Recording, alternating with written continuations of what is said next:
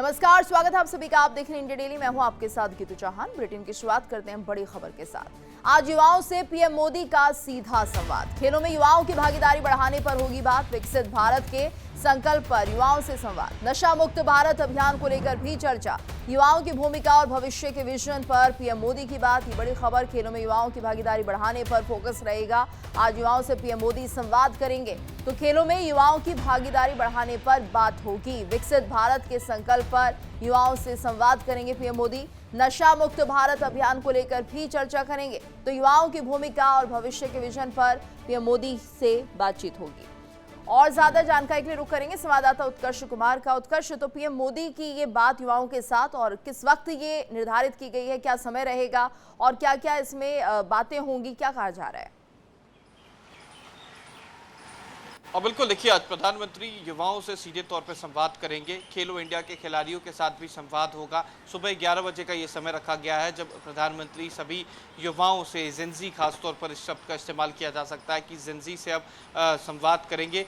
लगातार जो छात्रों का प्रदर्शन नजर आया था उसके बाद बीजेपी और खासतौर पर केंद्र सरकार ने ये साफ कर दिया था कि छात्रों से अब संवाद करके छात्रों की बात को सुननी है।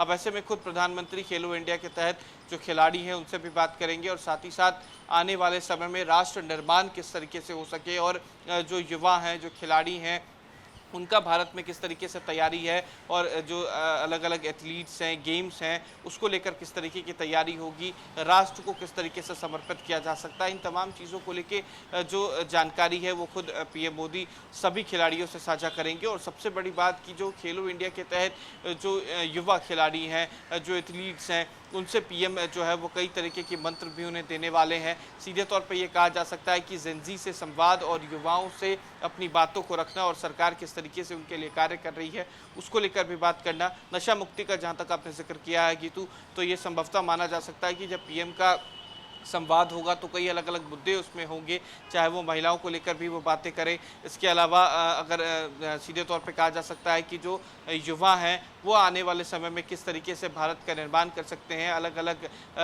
सेक्टर में जाकर किस तरीके से काम कर सकते हैं और खिलाड़ी किस तरीके से अपने खेल के जरिए भारत का नाम रोशन कर सकते हैं, इन तमाम चीज़ों को लेकर संवाद करेंगे। सुबह 11 बजे का समय रखा गया है जब प्रधानमंत्री सीधे तौर पर युवाओं के साथ संवाद करते नजर आएंगे। बिल्कुल उत्कर्ष, और ऐसे में क्या माना जा रहा है, क्योंकि अभी हमने देखा किस तरह से जो जेंजी थे वो कहीं ना कहीं सरकार पर भारी पड़ते हुए नजर आ रहे थे और एक कम्युनिकेशन गैप यहाँ पर सरकार और इन युवाओं के बीच दिखा। तो इस तरह से इस गैप को भरने की कोशिश हम इसे माने और एक तरह से जो विजन होगा पीएम मोदी का वो भी यहाँ पर साझा किया जाएगा। नशा मुक्त भारत की बात कही जा रही है क्योंकि युवाओं के लेकर ही जिस तरह से कहा जाता है कि युवा भारत का भविष्य है।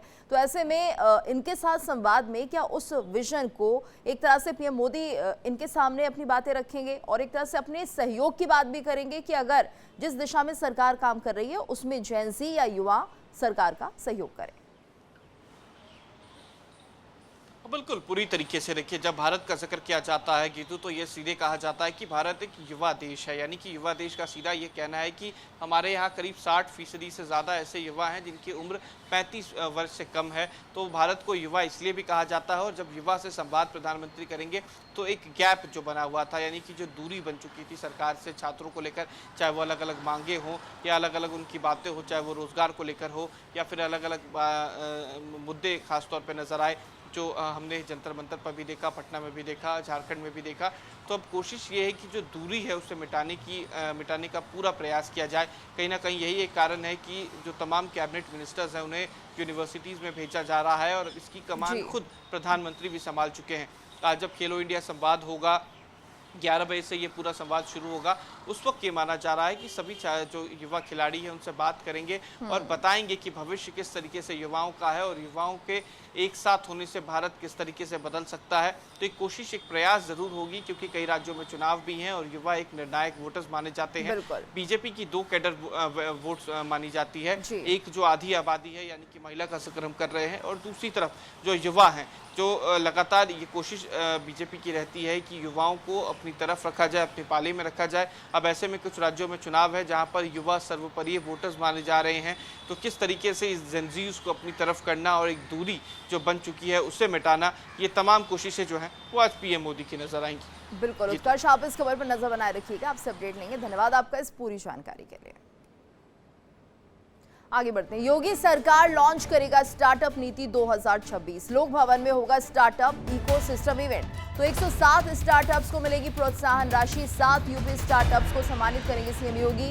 9 इंक्यूबेटर्स को भी मिलेगी आर्थिक मदद। यूपी स्टार्टअप मिशन वेबसाइट का शुभारंभ करेंगे पीएम यहां पर सीएम योगी। और लखनऊ नोएडा बनेंगे डीप टेक हब। तो यू हब पर भी होगा खास प्रेजेंटेशन। उत्तर प्रदेश में स्टार्टअप और इनोवेशन को नई रफ्तार देने की दिशा में योगी सरकार आज बड़ा कदम उठाने जा रही है। मुख्यमंत्री योगी आदित्यनाथ की अध्यक्षता में लखनऊ के लोक भवन में Uttar Pradesh startup ecosystem event 2026 आयोजित किया जा रहा है। और कार्यक्रम में सबसे खास आकर्षण उत्तर प्रदेश स्टार्टअप नीति 2026 का विमोचन होगा। तो नई नीति के जरिए प्रदेश में स्टार्टअप्स को बेहतर सुविधाएं, वित्तीय सहयोग और अनुकूल कारोबारी माहौल देने पर जोर रहेगा।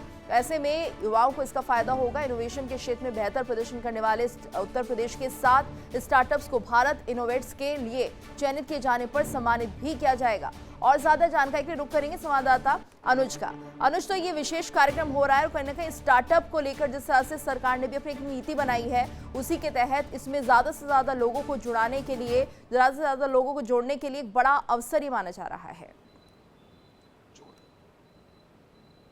और देखिए, लगातार योगी सरकार जो युवाओं को लेकर हमेशा से आगे मतलब फोकस रहा है और उसको लेकर हमेशा से कि ये रहा कैसे युवाओं आगे बढ़े और कैसे उत्तर प्रदेश युवाओं का उत्तर प्रदेश बने, क्योंकि रोजगार का संकट नहीं है, स्वरोजगार का संकट नहीं है, ना कि स्टार्टअप का संकट है। इसलिए लगातार जो देश की अर्थव्यवस्था में सबसे तीसरे नंबर पर उत्तर प्रदेश है और सबसे ज्यादा रोजगार पाने वाले युवा भी उत्तर प्रदेश है। लगातार जितने दिनों से अगर देखा जाए घटनाक्रम को उतार चढ़ाव में, तो उत्तर प्रदेश की जो योगी सरकार है युवाओं पर विशेष फोकस करिए, युवा नीति बनाने जा रही है जिससे कि युवाओं की जो भी समस्या है उसको खास तौर पर देखा जाए। 6 महीने के अंदर 1 लाख युवाओं को सरकारी नौकरी देने का वादा किया गया है। वहीं अगर देखा जाए तो कैबिनेट में मंजूरी करके युवाओं को 25 लाख टैबलेट वितरण की भी मंजूरी दी है। तो यानी कुल मिलाकर जैसे ये जो स्टार्टअप नीति है उसको कहीं ना कहीं एक बड़े स्तर पर देखा जा रहा है, तोहफे के तौर पर देखा जा रहा है और प्रोत्साहन जिस तरह से आगे बढ़ाने, इससे ये होगा कि जो भी व्यक्ति चाहेगा तो स्टार्टअप की ओर से बढ़कर अपनी जो व्यवस्था है वो कर सकता है। इसलिए आज का बड़ा कार्यक्रम है जहां पे कम से कम उत्तर प्रदेश के जो स्टार्टअप मिशन पोर्टल का शुभारंभ होगा। 9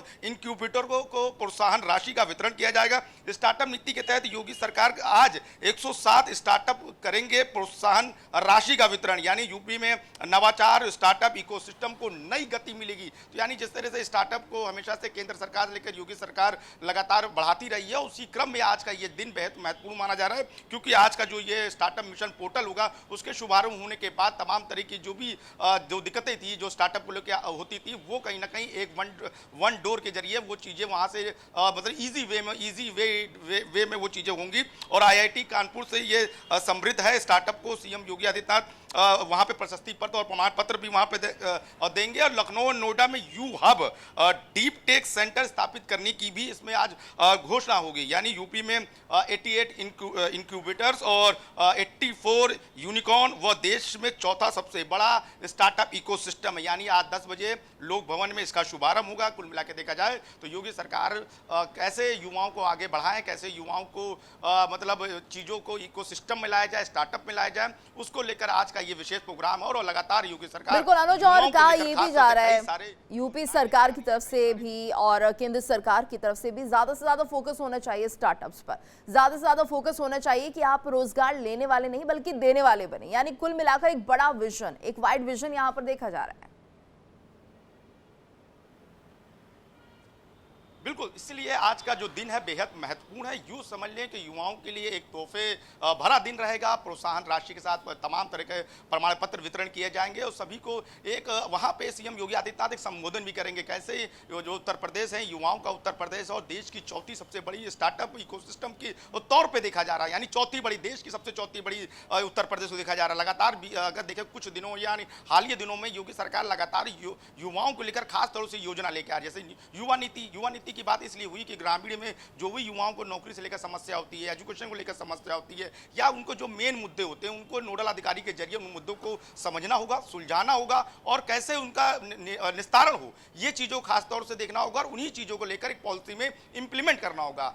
खास तौर से अभी कैबिनेट की बैठक में सबसे बड़ी मंजूरी दी गई है कि 24 लाख युवाओं, चाहे वो ITI के हों, ग्रेजुएशन को हों, पोस्ट ग्रेजुएशन के स्टूडेंट्स हो, सबको एक टैबलेट दिया जाएगा। यानी भारी भरकम बजट भी मंजूर किया गया। तो यानी स्टार्टअप के जरिए युवाओं को जोड़ना, युवाओं के जरिए स्टार्टअप के जरिए लोगों को रोजगार देना, तो ये एक बड़ी मंशा है कि उत्तर प्रदेश की जो अर्थव्यवस्था है, जिससे कि 1 ट्रिलियन जो इकोनॉमी बनाने की ओर योगी सरकार का एक मिशन है, वो कहीं ना कहीं इस स्टार्टअप के जरिए वो आगे बढ़ेगा। कि देश की सबसे और तीसरी अर्थव्यवस्था में उत्तर प्रदेश है। यानी उत्तर प्रदेश अब पहले की 2017 के पहले जब पहचान का संकट हुआ करता था उत्तर प्रदेश में, बल्कि 2017 के बाद से पहचान का संकट नहीं, बल्कि लोग यहाँ पे निवेश कर रहे हैं, चाहे उत्तर प्रदेश और जापान के डेलीगेशन यहाँ आए हों और चाहे तमाम तरह के इन्वेस्टर समिट हुए हों, क्योंकि उत्तर प्रदेश में लोगों को ये पता है कि लॉ एंड ऑर्डर है और यहाँ पे सिंगल विंडो के जरिए सभी काम धरातल पे यहाँ पे उतरते हैं। और 2017 से पहले जब सपा सरकार थी तो सिंगल विंडो नहीं बल्कि चाचा भतीजा मिलकर जो निवेश आते थे उनको हड़पने का काम किया करते थे। इसलिए उत्तर प्रदेश चाह रहे हैं कि कैसे अर्थव्यवस्था और ग्रोथ और रफ्तार और इंफ्रास्ट्रक्चर के तौर पर, और चाहे वो रेल नेटवर्क हो, एयर कनेक्टिविटी हो, रोड कनेक्टिविटी हो, एक्सप्रेसवे कनेक्टिविटी हो, सभी चीजों को ध्यान में रख के इंफ्रास्ट्रक्चर के जरिए स्टार्टअप को भी इससे जोड़कर एक आगे बढ़ाने की ओर, गति की ओर देखा जा रहा है। बिल्कुल, और यहाँ पर ये देखिए कि प्रोत्साहन राशि भी दी जाएगी, यानी कोई अगर अपना बिजनेस स्टार्टअप के तहत शुरू करना चाहता है तो उसे सरकार की तरफ से सहायता दी जाएगी। कुल मिलाकर एक बड़ा प्लेटफॉर्म, बड़ा मंच देने की कोशिश यहाँ पर यूपी सरकार कर रही है। धन्यवाद आपका इस पूरी जानकारी के लिए। आगे बढ़ते बड़ी खबर, सपा अध्यक्ष अखिलेश यादव की आज फिर प्रेस कॉन्फ्रेंस। सपा अध्यक्ष अखिलेश यादव प्रेस कॉन्फ्रेंस करेंगे। सपा कार्यालय में अखिलेश यादव की 1 बजे प्रेस कॉन्फ्रेंस होगी। कल महिलाओं के लिए सपा ने किया था चुनावी ऐलान, तो आज भी कई बड़े ऐलान कर सकते हैं अखिलेश यादव। समाजवादी पार्टी कार्यालय में अखिलेश यादव की 1 बजे प्रेस कॉन्फ्रेंस होनी है। कई बड़े ऐलान इसमें हो सकते हैं। कल महिलाओं के लिए समाजवादी पार्टी ने चुनावी ऐलान किया था और उम्मीद जताई जा रही है कि आज भी कई बड़े ऐलान हो सकते हैं, तो अखिलेश यादव आज कुछ और ऐलान भी कर सकते हैं। और वहीं इस बीच एक और बड़ी खबर, ओपी राजभर ने अखिलेश यादव पर निशाना साधा है। अखिलेश भाई जाग जाइए, आंख खोल लीजिए, कहना है राजभर का। हिम्मत नहीं हो रही है सहारनपुर जाने की, तो चवन्नी के चक्कर में 36 बिरादरी आपके खिलाफ हो गई है, राजभर ये कह रहे हैं। किसी को चवन्नी, किसी को नीच कहना, यही आपका पीडीए है क्या? लाठी से सरकार बनाने का मुगालता छोड़ दीजिए। लठैतों का दौर 2017 में चला गया तो पश्चिमी यूपी में चवन्नी ने असर दिखाना शुरू कर दिया। आपका शुभ चिंतक हूं, इसलिए सलाह दे रहा हूं। तो राजभर यहां पर सलाह दे रहे हैं अखिलेश यादव को और कह रहे हैं कि जरा घूमिए इधर उधर, और ऐसे में सहारनपुर जाने की हिम्मत आपकी नहीं हो रही। इस बात का जिक्र भी उन्होंने किया, कहा कि 36 बिरादरी आप यादव का आई आप कहिए कि विरोध कर रहे हैं। रिकॉर्ड है ना, FIR हुआ है, बाकायदे जेल गए हैं। अब कहते हैं कि टिन्नू का नाम कहीं लेते हैं, तब क्या नाम लें, दूसरे के लें, ये FIR में वही के लिए आई ना।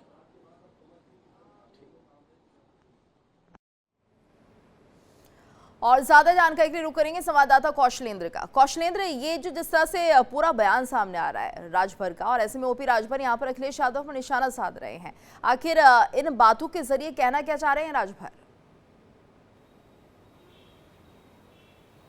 जी बिल्कुल, देखिए आपको बताएं कि अभी तक ऑफिशियली समाजवादी पार्टी की तरफ से ये नहीं आया है कि हमारी वहाँ रैली होनी थी और वो स्थगित हो गई है।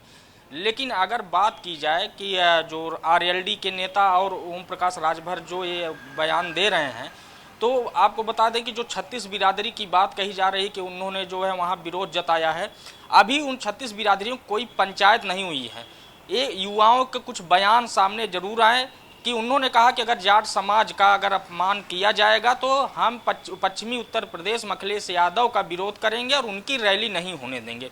जब तक 36 बिरादरी कोई पंचायत बैठ नहीं जाती और उसमें फैसला नहीं लिया जाता, तब तक ये नहीं कहा जा सकता है कि वहाँ रैली स्थगित कर दी गई है। समाजवादी पार्टी के राष्ट्रीय अध्यक्ष अखिलेश यादव या कोई भी नेता या जो वहाँ पे राष्ट्रीय जो प्रदेश सचिव हैं जिन्होंने रैली का आयोजन करने की बात कही है, उन्होंने भी अभी तक ऑफिशियली बयान नहीं दिया है कि जो 6 सितंबर को वहाँ सहारनपुर में रैली होने वाली वो स्थगित कर दी गई।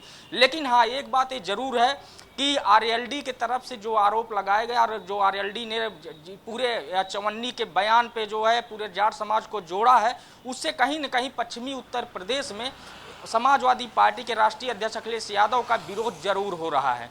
और उसी के विरोध के चलते आज ओम प्रकाश राजभर ने सुबह उठते ही उन्होंने एक ट्वीट अखिलेश यादव के नाम पे कर दिया और उन्होंने कुछ एक चौपाई के माध्यम से उनको जो है दोहे के माध्यम से उनको एक जो है चेताया कि अगर आप विरोध करेंगे, जाति और धर्म को लेकर अगर करेंगे तो यही पश्चिमी उत्तर प्रदेश नहीं, पूरे उत्तर प्रदेश में आपका विरोध होगा। और एक बयान को लेके आप उत्तर प्रदेश में, पश्चिमी में खास करके जो आपका जो है विरोध हो रहा है, इससे कम से कम आपको सजग होने की ज़रूरत है। तो कहीं ना कहीं एक तंज भी है और एक इशारा भी है। अगर देखा जाए तो समाजवादी पार्टी और ओम प्रकाश राजभर की पार्टी के बीच में 2022 से इलेक्शन में गठबंधन हुआ था, उसमें सरकार नहीं बनी। उसके बाद दोनों नेताओं के बीच में मनमुटाव हुआ, उसके बाद दोनों गठबंधन टूट गया। लेकिन ओम प्रकाश राजभर भारतीय जनता पार्टी के साथ आ गए और फिर मंत्री पद पर आकर वो भारतीय जनता पार्टी यानी एनडीए घटक दल के साथ जुड़ गए हैं। अब जो आगे की जो रणनीति है, क्योंकि आगामी 2027 का विधानसभा चुनाव है, नेताओं का एक दूसरे पे वार लगातार जारी है, चाहे वो चुनावी हो या चाहे पैठ जमाने की बात हो। लेकिन एक जो मामला ये जाट समाज से जो जोड़ा गया पोस्टर वार हुआ, इसको लेके कहीं न कहीं पश्चिमी उत्तर प्रदेश में समाजवादी पार्टी का विरोध जरूर हो रहा है। जी हाँ, बिल्कुल कौशलेंद्र, और ऐसे में अब देखना होगा अखिलेश यादव पर इस सलाह का क्या असर पड़ता है। धन्यवाद आपका इस पूरी जानकारी के लिए। आगे बढ़ते, शामली में हरियाणवी सिंगर अंकित बालियान की हत्या का मामला सामने आया। जिम के बाहर बदमाशों ने 18 गोलियां मारी। वारदात को अंजाम देकर 4 बदमाश फरार हो गए। हत्या के बाद इलाके में हड़कंप मच गया। अब तक किसी आरोपी की गिरफ्तारी नहीं हो पाई है, तो पुलिस आरोपी की तलाश में जुटी हुई है। जिम के बाहर बदमाशों ने 14 गोलियां मारी है। वारदात को अंजाम देकर 4 बदमाश फरार हो गए हैं। शामली में हरियाणवी सिंगर अंकित बालियान की हत्या का मामला। जिम के बाहर बदमाशों ने इस वारदात को अंजाम दिया। 18 गोलियां यहां पर मारी गई हैं और इस वारदात को अंजाम देकर 4 बदमाश मौके से फरार हो गए। अब तक किसी भी आरोपी की गिरफ्तारी नहीं हुई है, तो पुलिस आरोपी की तलाश में जुटी हुई है। हरियाणवी सिंगर की हत्या का ये मामला है। शामली में हरियाणवी सिंगर अंकित बालियान की हत्या हुई है। जिम के बाहर इस वारदात को अंजाम दिया गया। बताया जा रहा है कि 4 लोग थे जिन्होंने इस घटना को अंजाम दिया और तकरीबन 14 गोलियां मारी गई है। वारदात को अंजाम देकर ये चारों बदमाश फरार हो जाते हैं। हालांकि पुलिस अभी किसी का पता नहीं लगा पाई है। और ज्यादा जानकारी के लिए रुख करेंगे संवाददाता रजनीश का। रजनीश, तो यहाँ पर क्या कुछ जानकारी मिल पाई है? आखिर ये पूरा मामला क्या है? कौन थे ये लोग और क्या इसमें ये माना जाए कि हरियाणवी सिंगर अंकित की किसी से दुश्मनी थी जिसके चलते इस वारदात को अंजाम दिया है? देखिए, अंकित के पिता की अगर बात की जाए तो अंकित के पिता का ये कहना है कि कुछ वक्त पहले, तकरीबन 5-6 महीने पहले, उसका अपने जो साथी सिंगर थे उनसे विवाद हो गया था, जिसके बाद वो अपनी ज़िंदगी जी रहा था। लेकिन ये भी बताया जा रहा है कि उसको रंगदारी के लिए कॉल आया था, यानी फिरौती के लिए कॉल भी जो अंकित को आया था, लेकिन अंकित ने इसे नज़रअंदाज कर दिया था और जो पुलिस में इसकी शिकायत नहीं की थी। जिसके बाद कल जो कुछ हुआ कि हरियाणा के जो अंकित सिंगर हैं, जो बेसिकली जो गैंगस्टर्स और गैंग पे जो गाने गाते थे, अपने जो ऑडियो बनाते थे, वीडियो एल्बम बनाते थे, उनकी गोलियां मारकर हत्या कर दी। शुरुआती जांच में पुलिस यही मान के चल रही है कि जो उनको धमकी दी गई थी रंगदारी की, उसी को लेकर इस हत्याकांड को अंजाम दिया गया हो सकता है। लेकिन पुलिस का ये कहना है कि अभी फिलहाल वो शुरुआती जाँच कर रहे हैं और शुरुआती दौर में कुछ भी कहना बहुत जल्दबाजी होगी। जी बिल्कुल रजनीश, और ऐसे में शामली में इस वारदात को अंजाम दिया गया है। किस वक्त की घटना बताई जा रही है? क्या ये सुबह की घटना है या शाम की है? क्योंकि जिम के बाहर, यानी कि जिम जाने से पहले इस घटना को अंजाम दिया, क्या कुछ डिटेल्स इसको लेकर आ रही हैं? देखिए, जिम के दौरान ही इस घटना को अंजाम दिया गया था। जब अंकित बाहर था, वो कहीं जा रहा था। ये लोगों का ये कहना है कि वो जिम जाने की तैयारी कर रहा था। इसी दौरान कुछ हमलावर वहां पहुंचे और उन्होंने ताबड़तोड़ एक के बाद एक कई गोलियां जो अंकित को मार दी और मौके से फरार हो गए। फिलहाल पुलिस का ये कहना है कि अभी तक जो हमलावर हैं, जो हत्यारे हैं, उनकी पहचान नहीं हो पाई है, लेकिन बहुत जल्द वो उनकी पहचान कर उनकी गिरफ्तारी कर लेगी। इसलिए जिस जगह इस पूरी वारदात को अंजाम दिया गया है, उस जगह के तमाम लोग, चश्मदीद और आसपास लगे जो सीसीटीवी कैमरे हैं, उनकी फुटेजों को इस समय पुलिस खंगाल रही है। जी बिल्कुल रजनीश, और क्या इससे पहले भी किसी तरह का हमला अंकित पर हुआ था? क्या परिवार वाले कुछ ऐसी जानकारी दे रहे हैं? क्योंकि रंगदारी का मामला तो सामने आया, लेकिन किसी ने कभी अटैक करने की कोशिश की? देखिए, हमला करने की कोई जानकारी नहीं बताई गई है परिवार के द्वारा। उनका यही कहना है कि करीब 5-6 महीने पहले उनके पास रंगदारी के लिए कॉल आया था, रंगदारी मांगी गई थी अंकित से, लेकिन अंकित ने उसको नज़रअंदाज कर दिया था और अंकित ने इसे बहुत हल्के में लेते हुए पुलिस में इसकी शिकायत भी नहीं की थी, ऐसा परिवार का कहना है। जी धन्यवाद रजनीश इस पूरी जानकारी के लिए। तो जिम के बाहर बदमाशों ने 18 गोलियां मारी हैं और यहाँ पर मौत हो गई अंकित की। हालांकि पुलिस अभी आरोपी को ढूंढ रही है। आगे बढ़ते हैं। पूर्वांचल एक्सप्रेसवे पर बस ट्रक की टक्कर, 3 लोगों की मौत की खबर आ रही है। सुल्तानपुर हादसे पर सीएम योगी ने संज्ञान लिया है। मृतकों के परिजनों के प्रति सीएम योगी की संवेदना। सीएम योगी ने घायलों के इलाज के लिए निर्देश दिए हैं। मृतकों के परिजनों को हर संभव मदद का भरोसा दिया है। अधिकारियों को राहत कार्य तेज करने के निर्देश, घायलों के जल्द स्वस्थ होने की कामना की है। पूर्वांचल एक्सप्रेसवे हादसे पर सीएम योगी अलर्ट, तो सीएम योगी ने घायलों के इलाज के लिए निर्देश दिए हैं। पूर्वांचल एक्सप्रेसवे हादसे पर सीएम योगी गंभीर, तो यहां पर 3 लोगों की मौत की खबर आ रही है। पूर्वांचल एक्सप्रेसवे पर बस और ट्रक की टक्कर हुई, 3 लोगों की जान जा चुकी है।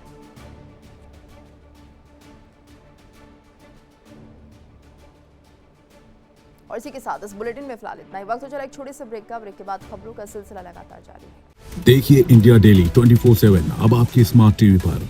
इंडिया डेली मौजूद है सभी डिजिटल प्लेटफॉर्म पर लाइव और लगातार। इंडिया डेली 24/7 हर दिन राष्ट्र को समर्पित।